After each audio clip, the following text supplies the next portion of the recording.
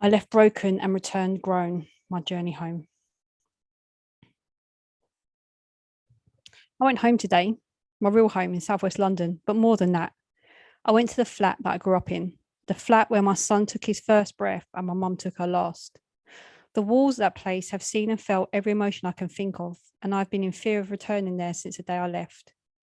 When I left my home, I was a broken woman in many ways. My mum had died a few months before, and the flat, the one where I'd lived since I was 18 months old, was taken away from me. A lady turned up a few weeks after my mum died and served me notice. Me, now, the person I am right now, would have squashed that madness. I would have fought for my home and stood my ground. They said that my name wasn't on the rent book, but I would have argued that and showed that I'd paid the rent since I was 15 years of age. But I was broken in the worst way. That may have been the lowest point of my life, the day I was served notice on the place that I'd called home for a lifetime. There is a long old story that goes with the sequence of events that take place from that moment, but for the point of this, it's not important. What is important is that I was forced to leave the home that I knew as home in the most brutal way. I'd lost so much at that point, I was barely existing and I was broken on the inside and out. But more than that, the area I'd grown up in was broken. It was grimy and murky, and so was I. Bad things were happening in the area that had been for a long time. I felt scared in the flat a lot of the time. Clapham had become dank and dark. Nothing seemed to change and nothing got better. I couldn't change and I couldn't get better. Looking back now, I can see how toxic we were for each other, me and my ends. Like an abusive relationship that won't end until someone gets hurt, and I got hurt badly. Everything caused me anxiety in southwest London. I didn't realise at the time. I was just anxious, but actually it was more than that. So many different traumas resurfaced each day. A simple walk to the shops could trigger something in me, and often did. But I didn't realise because I was in it. I just thought that's who I am until today. Me and my ends were bad for each other at the time. Leaving was the hardest thing. And when I left in October 2008, I said I would never return because it would hurt too much. And I never did. More than that, whilst we're here, I may as well get into all of it. I avoided the whole area. I have never ever got a train that goes through Clapham Junction since I left London. I have added hours onto a journey to avoid it. I have given up jobs or not applied for jobs because I knew I'd have to go through Clapham Junction, because I knew that going through that would break me. I was on the train once and looked up and realised that we'd slowed as we went over Brixton, and I had a panic attack. I both wanted to get off the train and run down to the high street, but also wanted to be as far as physically away as I could. It brought in the fear that I had when I grew up. It made me feel lost and wanted at the same time. Because I believed that I would have a breakdown if I went back, I didn't go back. I felt that I'd be flooded with emotions and I would not be able to control and I'd break. Again, I thought that the pain of my mum not standing at that back door as I walked towards the flat would rip me open again and again, and I'd have to heal all over again. I thought it was so bad that when we left, the gangs, the violence, the hate, that when I returned, it'd be so dangerous that I would fear that the streets had actually won. And I didn't want to accept that. And so I stayed away. I dream about the flat often, mostly nightmares, but it's where my mum always is. If I dream about the flat, then my mum is part of that dream, good or bad. And I'm kind of thankful for that. A few years ago, I started talking about going back, one last look. I don't really know why, but I was starting to heal from everything, and something stirred in me. I needed to go home. Not strong enough that I would do it, no way. But I would spend ages on Google Maps looking at all the streets that were mine as a teen. And I'd make up these scenarios of what it'd be like to actually be outside the flat where my mum would have been. It haunted me. I felt like if I didn't return, I'd never heal. So I made plans many, many times to go back, many times. But something always come up, like the time I was going to go, but the alarm didn't go off, or I couldn't get a babysitter. It was too hot or too cold or anything. Anything so I didn't have to go or couldn't go. Next summer, I would say to myself, yeah, next summer. I've been saying that to myself for the past 10 summers and I didn't go. Then about 18 months ago, my son came home after being out for the day and said, oh, I went home. I went to the flat. It was like he said, yeah, I went to the moon and sat with Elvis. I didn't know what to say. I was so angry that he put himself in danger from all of the gangs and everything that was there.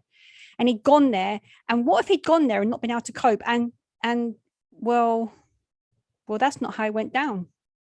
He started telling me how nice it was. He asked me if I wanted to see pictures. Initially, I said, no way. And then, all right, show me one. Man, I binged on his photos for weeks. He had taken pictures around the area as he walked about. It was heaven. I knew every little bit of each picture, but the pictures he'd taken of the flat, I could not take them. They'd put the wrong curtains in the windows and the outside was all wrong. No, that's not how it's meant to be. That's not how my mum had it.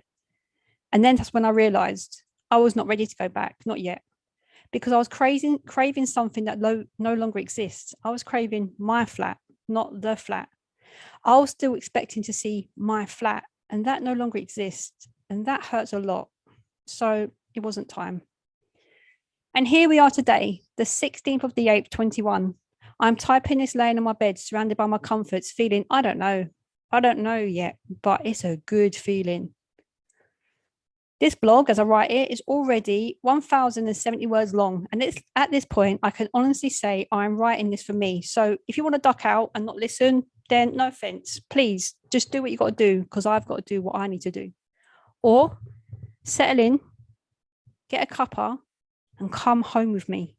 Let's do this together.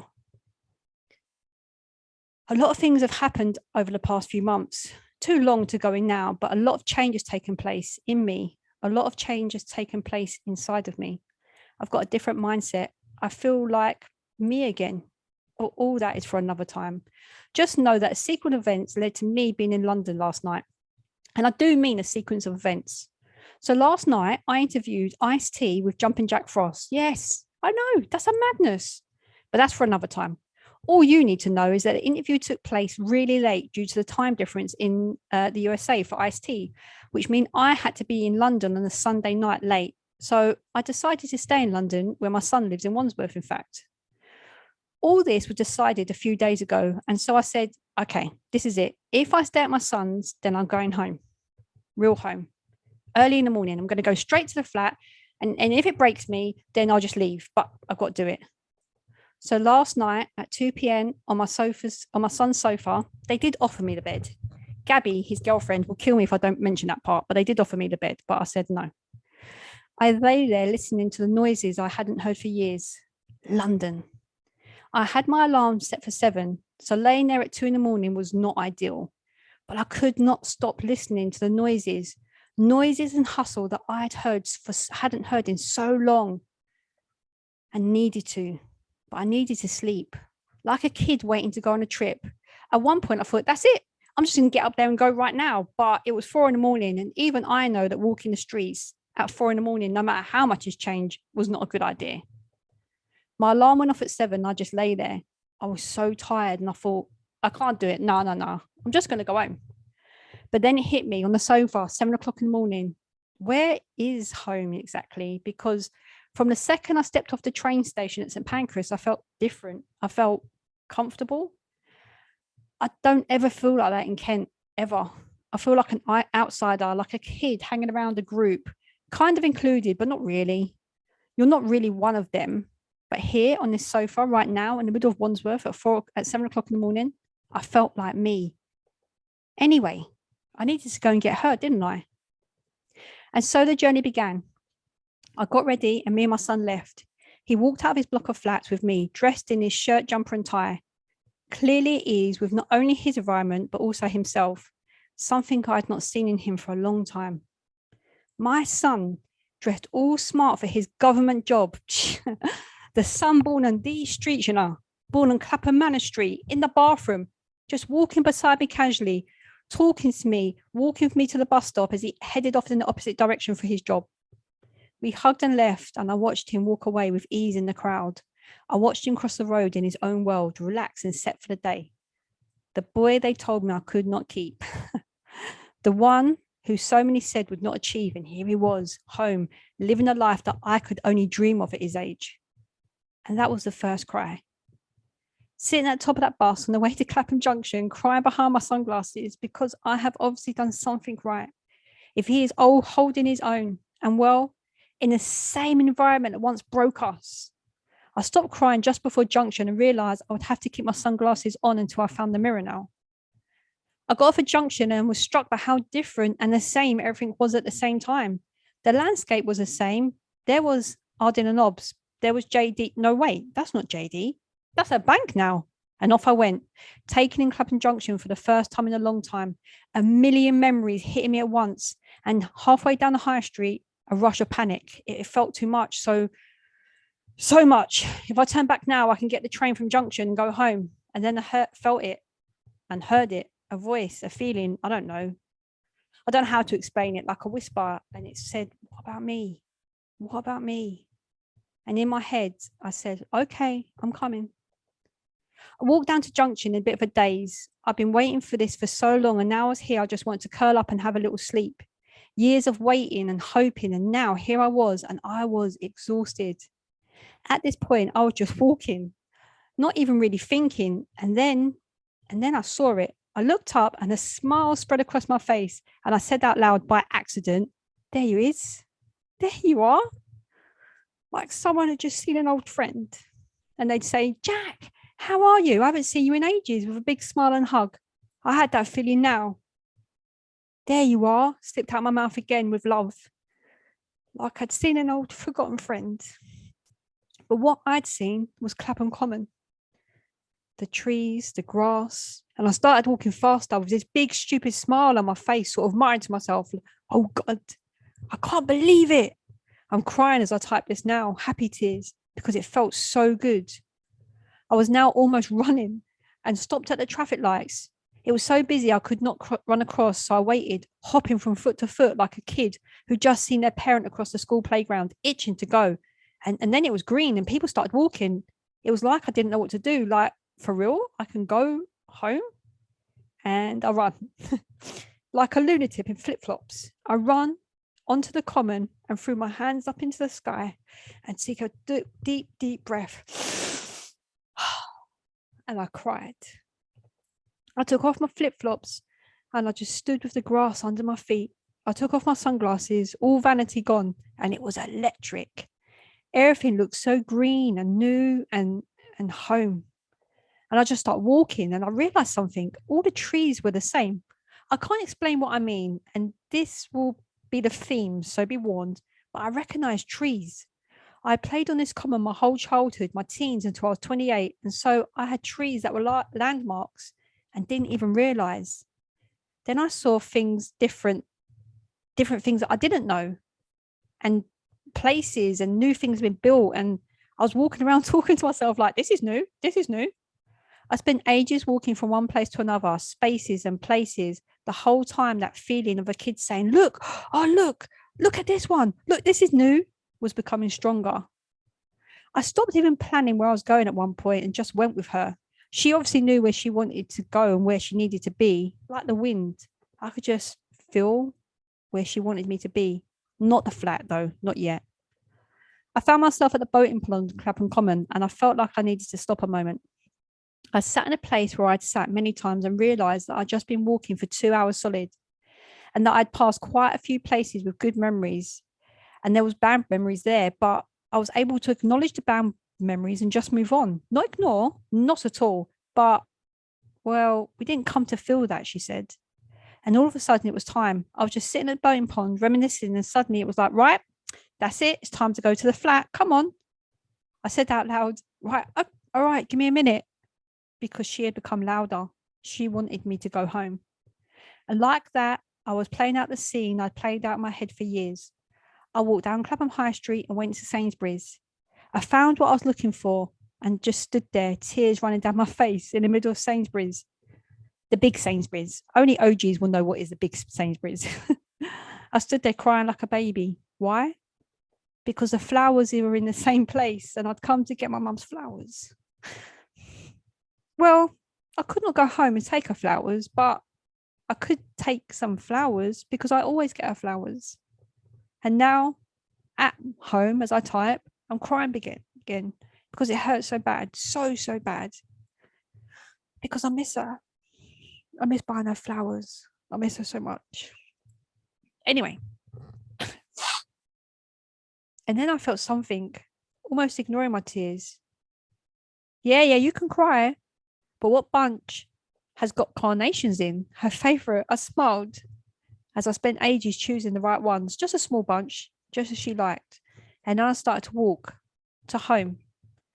I was pleased to see the KFC on the corner like somebody sees an old friend. Some things will never change. And that was it. I was on Clapham Manor Street. I have walked down that street a million times at every stage of my life until the age of 28. I've walked down it happy, sad, crying, drunk, angry, scared, excited. I've run down it, rode down it, driven down it. I've chased people down it. I've been chased down it. Had fights on that road, pushed my babies along it. I've just walked with people I've loved down it. I've been in love as I've walked down that road. Clapham Manor Street is my road. It is where the best and the worst things happen to me and everything in between. And suddenly it was very real and scary. And then I did cry a lot. So anyone in Clapham Manor Street that day and saw a woman in a long white skirt, bunch of flowers, crying with snot bubbles, that was me. Soz. Then the sun started shining. The sun started blazing. I kid you not. It had been overcast the entire time, and now the sun come through, and it was beautiful. I don't know what I was expecting. When I left Clapham Manor Street, it was dark and empty. I walked behind my mother's coffin down that road. I remember how grey that road was. It made me sad. Not now, not today. There were flowers everywhere. There are splashes of colour everywhere. Flowers planted around streetlights, flower boxes overflowing. I was truly taken back about how stunning it was. There were people outside pruning flowers and just chatting. I wanted to walk to the end of the street. I needed to walk to the end of the street because that is where the flat is. And I drank in every bit of what I was seeing, and I didn't feel scared or broken. I felt calm. I had played this scene out 1,000 times. I have the flowers, I walk along, I feel anxious and afraid, everything is old and worn. Then I come to the flat, I put the flowers and I leave. Yep, that's how it's going to be. I played it out a good few times, but it was nothing like that at all. Until suddenly I was there. I had not realized it would be soon. I was outside my flat, the flat with a bunch of flowers for my mum, and I cried. Not a lot, but I let it hurt for a moment.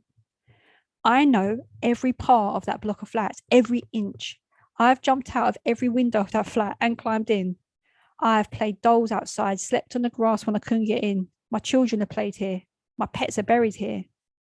I walk up to the front of the block and then press the buzzer to my flat with no fault, like with no reason. I just walked up and pressed A and just stood there. I needed to get into this block. It was like an overwhelming feeling. I've spoken before that if the people that now live there were home, I was wondering if they'd let me in. I'd give so much to stand in that flat, or so I thought, because as the buzzer rang, I could see that the new people that lived there now had pictures all over their windowsill and blinds all drawn, and it didn't feel like my flat.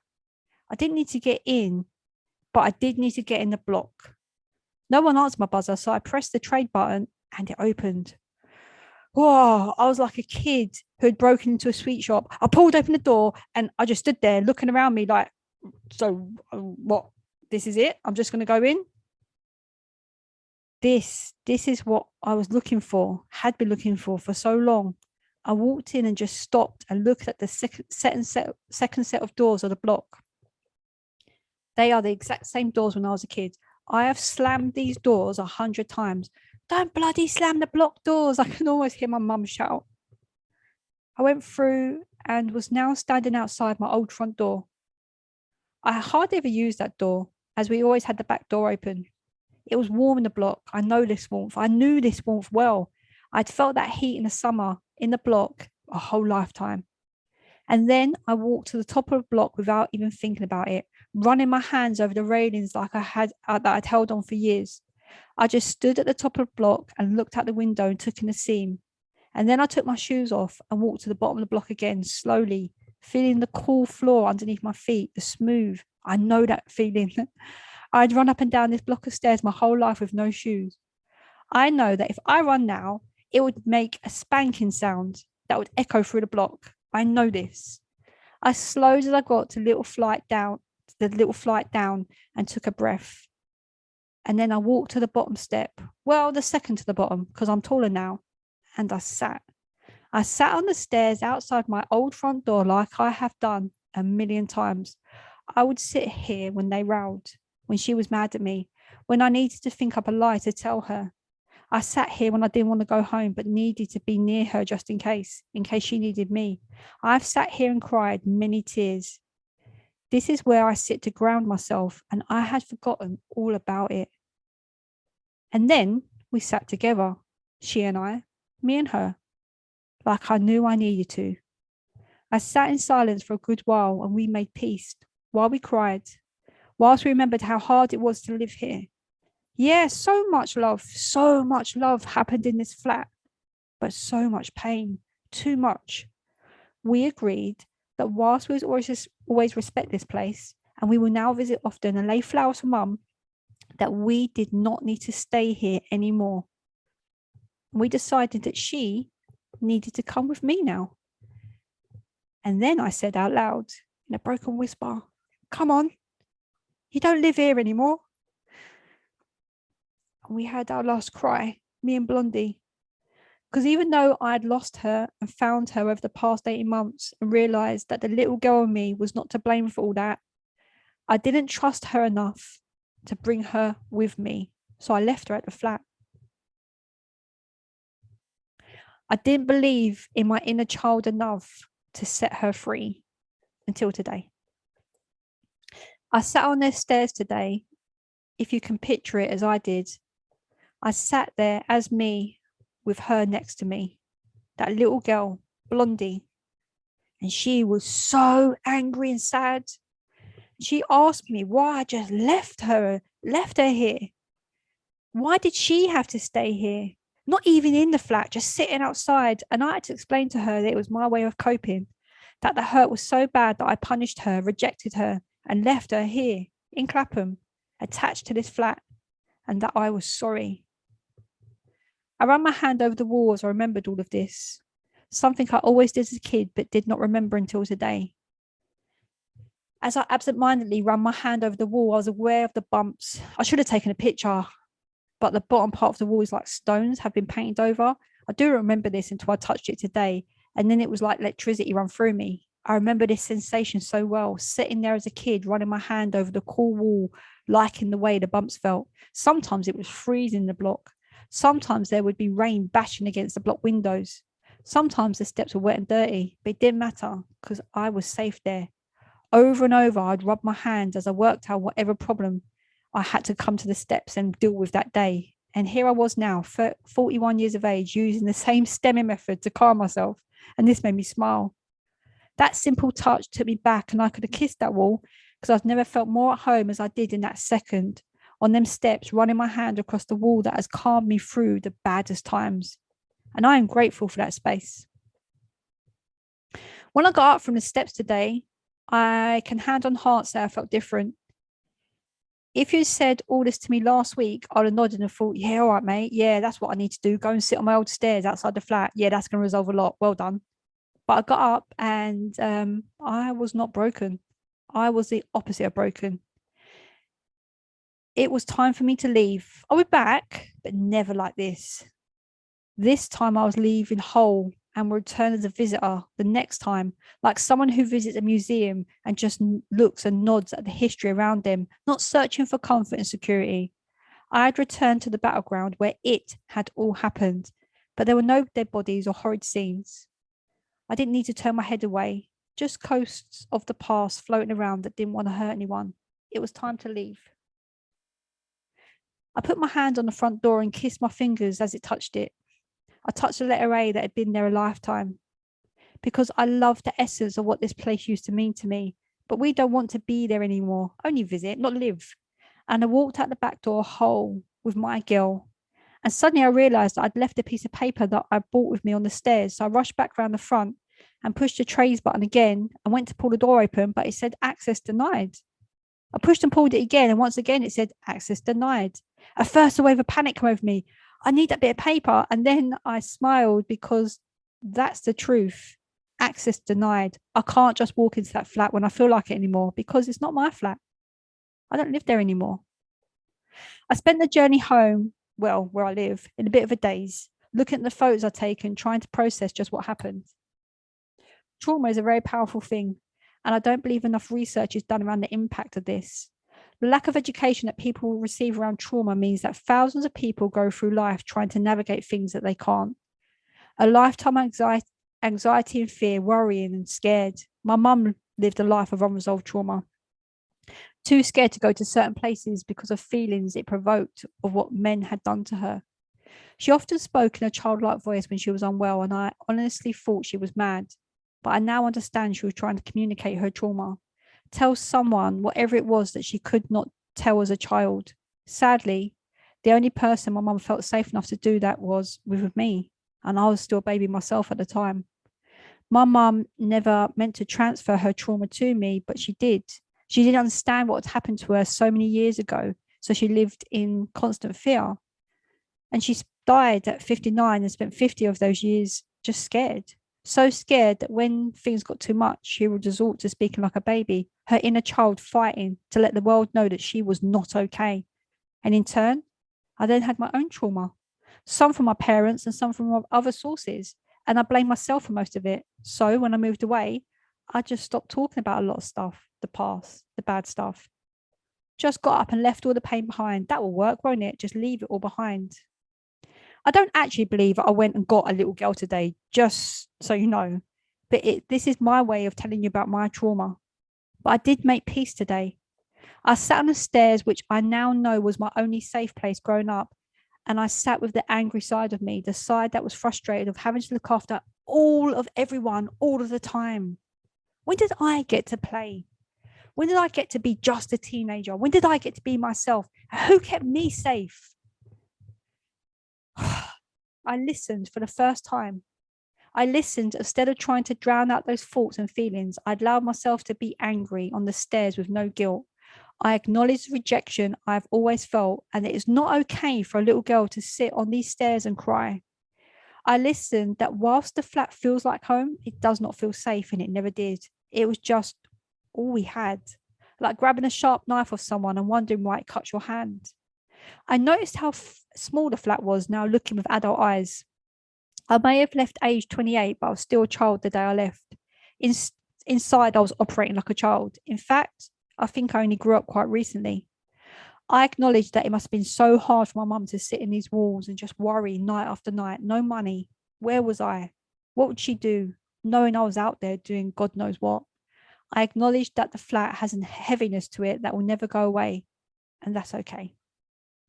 I always thought for 13 years since she died that I'd walk away from my flat after my first visit and feel empty, like losing my mum all over again.